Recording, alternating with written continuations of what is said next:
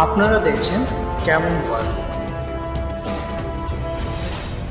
Make life মোর easy.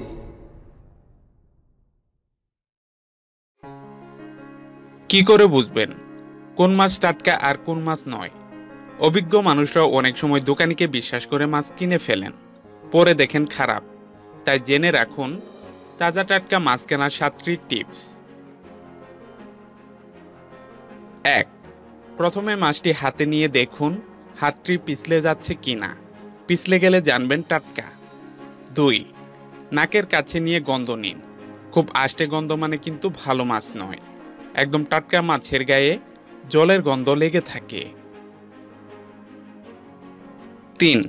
মাছের চোখটি লক্ষ্য করুন। চোখটি যদি ভিতরের দিকে বসে যায় তবে পুরনো মাছ। তাছাড়া টাটকা মাছের চোখ কখনো গোলাটে হয় না আর একটু বেরিয়ে থাকে। 4.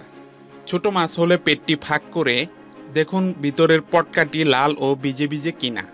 শুকনো হলে জানবেন পুরনো মাছ। 5. মাছের পেটি কেনার সময় অবশ্যই খেয়াল করবেন অল্প চাপে কাটা থেকে মাছটি আলাদা হয়ে যাচ্ছে কিনা। যদি হয় তবে জানবেন টাটকা মাছ নয়। 6. মাছের গায়ে বাদামি বা হোলডেটে দাগ অথবা স্পর্শ করলে স্পঞ্জের মতো ভাব মনে হলে কিন্তু খারাপ মাছ। 7. চিংড়ি মাছ কেনার সময় খেয়াল করবেন হাতে নিতে গেলে সহজে মাথা ভেঙে যাচ্ছে কিনা, ওটা পচন ধরার লক্ষণ। ভিডিওটি ভালো লেগে থাকলে লাইক ও শেয়ার করতে ভুলবেন না।